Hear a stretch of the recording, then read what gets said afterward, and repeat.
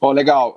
Na verdade, o mundo descobriu que estava desindustrializado, mas muito mais do que isso, ele descobriu que a China estava super industrializada, né? Porque eu costumo brincar que a China era uma espécie de um dragãozinho que o mundo estava alimentando, que estava achando bonitinho, simpático, um dragãozinho legalzinho e tal, por alto interesse, porque quem, vamos dizer assim, nutriu o sistema produtivo chinês foram as multinacionais, principalmente as multinacionais americanas, mas também as europeias, né? Então houve uma transferência maciça de base produtiva e de indústrias dos Estados Unidos e da Europa para a China, porque era muito mais barato, né? Um pouco naquela discussão que a gente vai abordar mais adiante, se tem mão de obra escrava ou não. Não tem mão de obra escrava, tem mão de obra barata. Todo país pobre tem, por definição, mão de obra barata, é o que a gente chama do exército industrial de reserva, né? Que no modelo de Lewis aparece lá aquelas milhares de camponeses com salário super baixo, porque eles não têm produtividade nenhuma, então numa roça de Aqui no subsistência, Brasil né? tem bastante, né?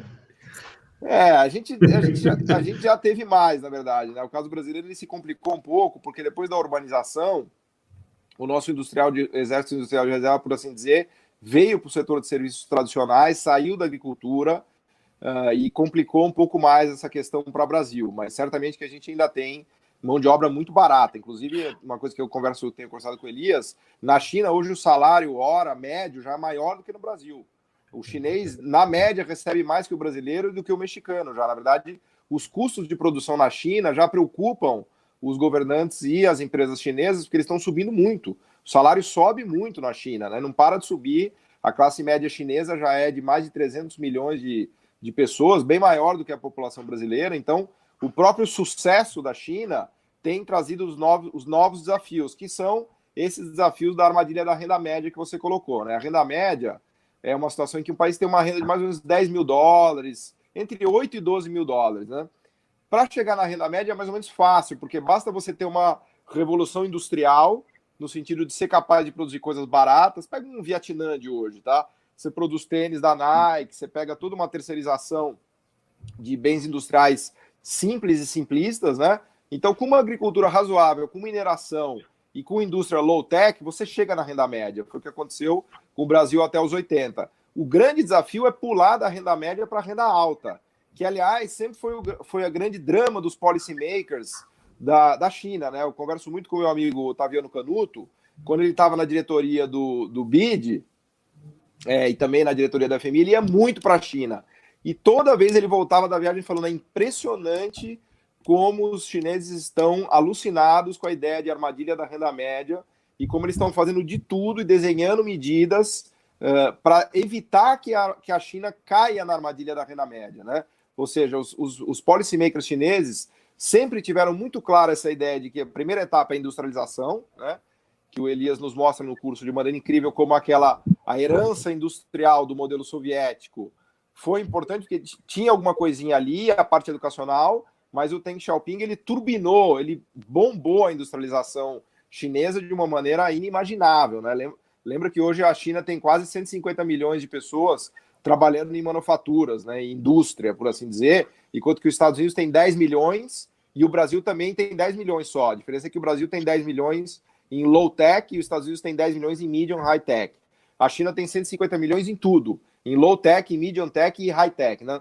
Então, eles sempre tiveram muito claro essa necessidade de avançar na sofisticação produtiva, né? Shenzhen é um belo exemplo disso. Você pegar o Vale do Silício chinês, que foi constituído e montado ali, como o Elias nos ensina no curso, o governo chinês ele fabricou fabricantes, né? Então, a todo momento ele estava preocupado em criar e ajudar a turbinar esses campeões nacionais, que eram muito mais do que campeões nacionais, eram campeões mundiais. E aí tem uma outra grande diferença também para o modelo brasileiro e latino-americano, né? A China criou empresas de excelência no mundo. Então, qualquer setor que você pegar, medium tech, high tech, né? Esses dias eu estava conversando com um amigo meu, Fausto Oliveira, meu grande amigo, que é um jornalista, um dos maiores conhecedores do setor industrial brasileiro e do mundo. Ele estava me mostrando os guindastes mais caros do mundo, entre 3 e 10 milhões de dólares cada um.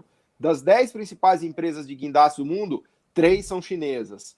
Se você pegar e estender isso aí para qualquer maquinaria complexa, sofisticada, retroescavadeira, qualquer tipo de máquina que você imaginar, tá a China cravada lá com pelo menos 2 ou 3 grandes empresas mundiais nesse mercado. Então eles tiveram vamos dizer assim, uma preocupação, né? A gente fala muito no curso do Made in China 2025, né? Em que o setor, daqui a pouco a gente volta nisso, mas o governo chinês ele teve clareza de elencar 15 eixos tecnológicos, né, e de desenvolvimento em que ele subsidiou, auxiliou, deu crédito público e cobrou resultados, né? Então ele está ajudando a criar gigantes em 15 setores, semicondutores, avião, ele já tem um avião pronto que vai competir com o Boeing e com o Airbus, equipamentos médicos hospitalares. Então, vamos dizer assim, a orientação da sofisticação produtiva é muito clara na China. Lá eles não têm dúvida que sem indústria não tem desenvolvimento econômico e sem sofisticação produtiva não tem desenvolvimento econômico, né? Então essa é a diferença. Eles desenharam as zonas especiais de exportação, que o Elias já vai nos explicar, tendo em vista isso, né? Falaram, olha, nós temos que fazer as melhores empresas do mundo nos setores industriais high-tech e de serviços high-tech, né? Então, Alibaba, todas essas de Baidu, né, que são os equivalentes do Google, Facebook, né, e Amazon na China, né?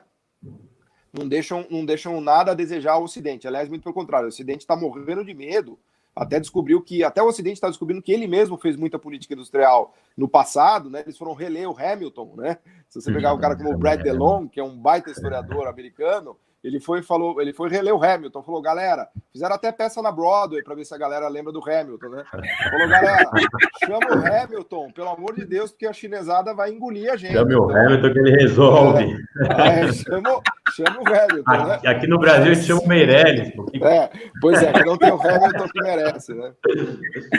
Mas é interessante, Paulo, e até eu acho que acompanhando também, eu sempre acompanho teus vídeos no teu canal no YouTube, e você disse que a China matou o Brasil com 2 tacadas, né?